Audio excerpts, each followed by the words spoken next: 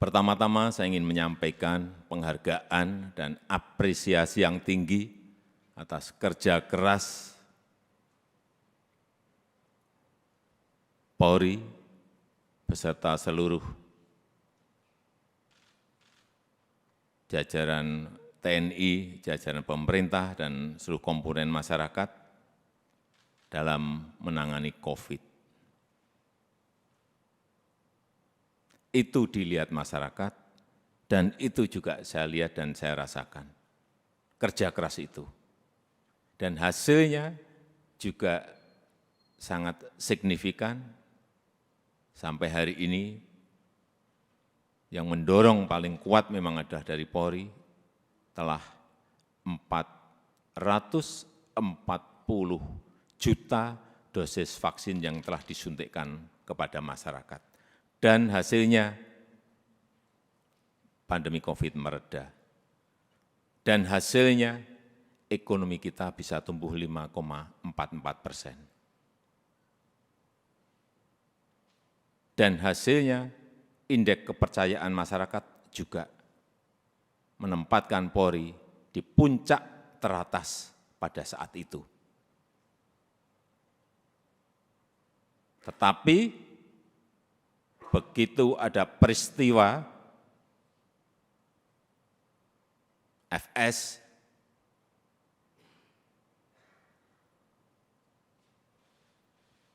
runyam semuanya dan jatuh ke angka yang paling rendah.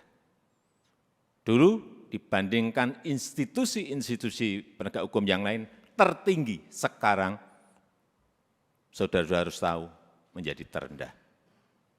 Ini yang harus dikembalikan lagi dengan kerja keras saudara-saudara sekalian. Di November itu masih 80,2, sangat tinggi sekali, bukan tinggi, sangat tinggi sekali. Sekarang kemarin Agustus berada di 54, jatuh, drop sangat rendah sekali. Itulah pekerjaan berat yang saudara-saudara harus kerjakan untuk mengembalikan kepercayaan masyarakat kepada Polri. Di tengah situasi yang juga tidak mendukung saat ini. Kita tahu semua negara sedang sulit, dunia sedang sulit, kita ini menahkodai negara ini juga menghadapi gelombang dan badai dari ekonomi global yang tidak gampang. Perlu saya sampaikan, 66 negara berada pada posisi rentan, 345 juta orang di 82 negara sudah masuk menderita kekurangan pangan akut. Ini yang semua Kapolda, Kapolres, pejabat utama Polri harus tahu.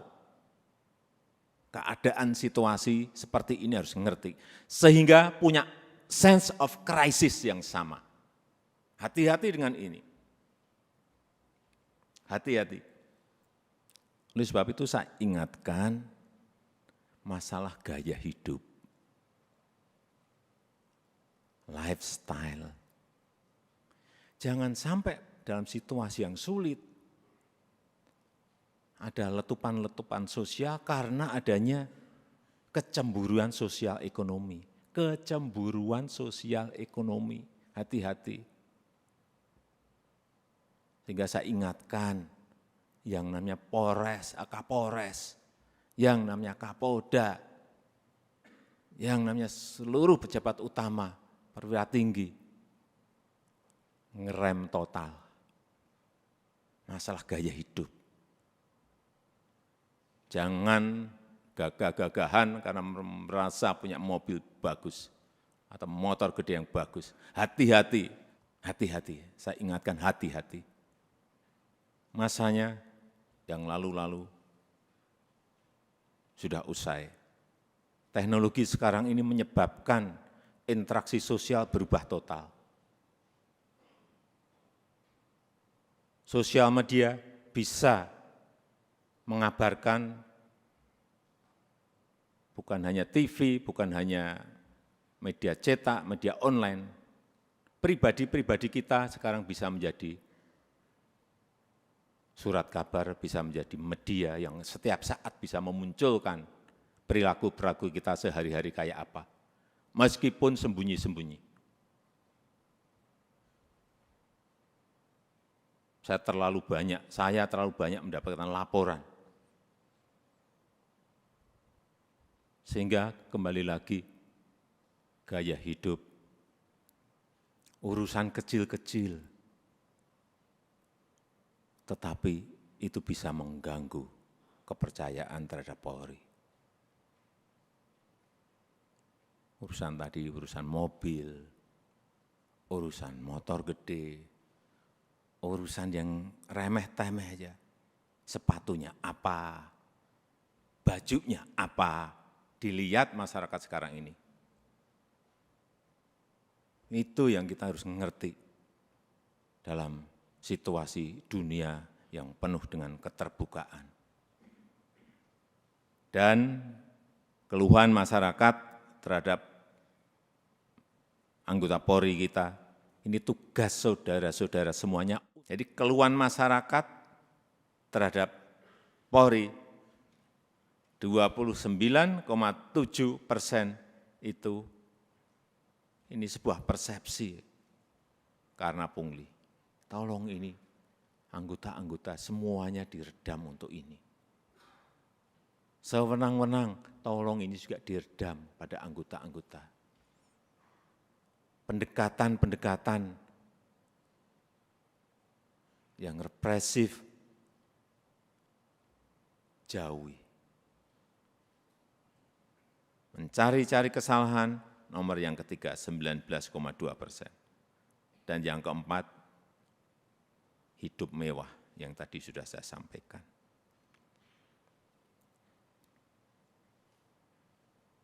Karena Bapak, Ibu, dan saudara-saudara sekalian, itu adalah aparat penegak hukum yang paling dekat dengan rakyat, paling dekat dengan masyarakat, dan paling sering berinteraksi dengan rakyat. Jadi ingatkan anggota-anggota, selalu di briefing anggota-anggota, seluruh anggota, dan ingatkan untuk hal-hal yang berkaitan dengan pelayanan masyarakat, ingatkan mereka. Jangan sampai karena tidak kecepatan kita, yang kedua, rasa aman dan nyaman masyarakat itu, ini masalah persepsi loh.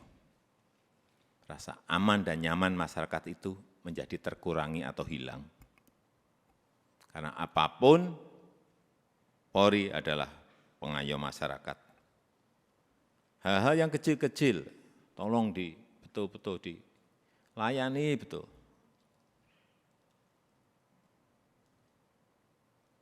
Masyarakat kehilangan sesuatu, harus direspon cepat.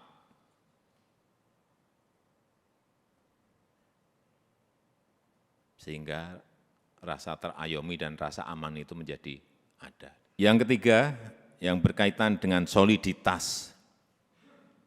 Jangan sampai ini, hati-hati, ini sudah masuk tahun politik. Karena pemilu sudah berjalan tahapan pemilu sudah berjalan sejak Juni yang lalu.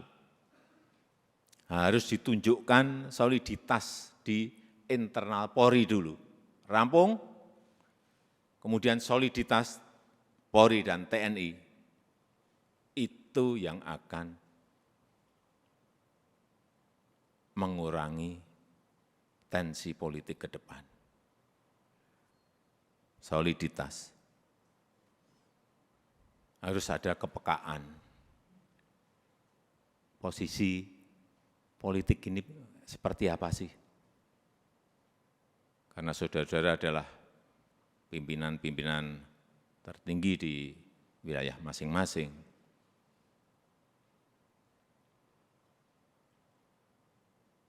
sense of politiknya juga harus ada. Tidak bermain politik, tetapi ngerti masalah politik, karena memang kita akan masuk dalam tahapan tahun politik.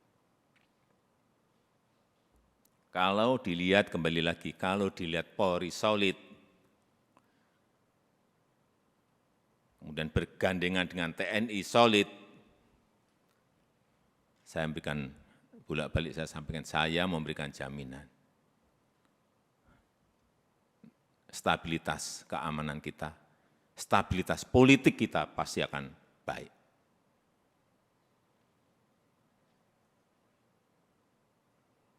Enggak ada yang berani coba-coba. Kalau coba-coba ya tegas saja. Yang keempat, yang berkaitan dengan kesamaan visi. Saya kira yang berkaitan dengan kebijakan organisasi, jangan terkesan kita itu gamang. Sebagai pemimpin-pemimpin di wilayah, baik itu di provinsi, kabupaten, dan kota, jangan gamang, apalagi cari selamat. Yakin sesuai dengan prosedur, yakin sesuai dengan SOP, yakin sesuai dengan undang-undang, lakukan. Visi, presisi, Pak Kapolri, saya minta juga tidak usah jelimet-jelimet, tolong disederhanakan, sehingga yang di bawah itu mengerti apa yang harus dijalankan. Apa sih kalau disederhanakan? Ya tadi yang Kapolri sampaikan tadi. Polri sebagai pelindung, Polri sebagai pengayom, dan Polri sebagai pelayan masyarakat. Intinya akan ke sana. Presisinya itu apa? Jelasin sekali lagi, secara sederhana dan jelas. Sehingga gampang ditangkap visi itu. Yang kelima, yang berkaitan dengan penegakan hukum. Jangan sampai pemerintah dianggap lemah. Jangan sampai juga Polri dianggap lemah.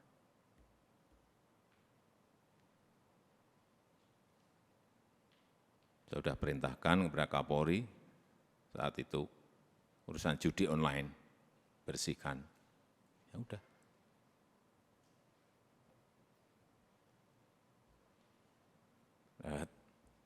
Saya enggak usah bicara banyak. Saudara-saudara tahu semuanya, perintah ini tahu. Dan penegakan hukum untuk yang berkaitan dengan narkoba.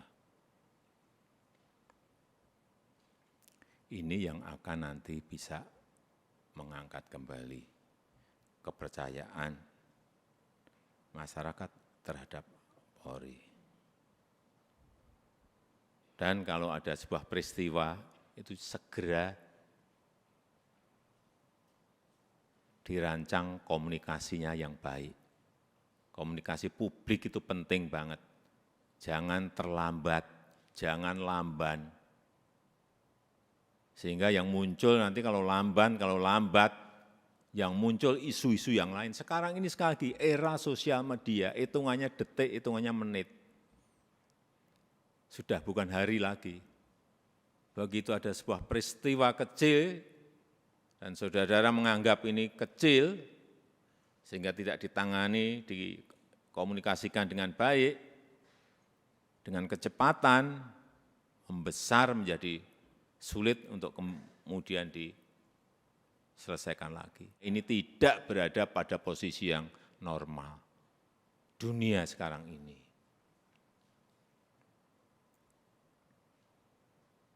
Sehingga gampang sensitif dan gampang tersulut. Untuk menumbuhkan optimisme harus menciptakan hal-hal yang baik, dikontra dengan itu. Kontra dengan prestasi-prestasi, kontra dengan komunikasi yang baik.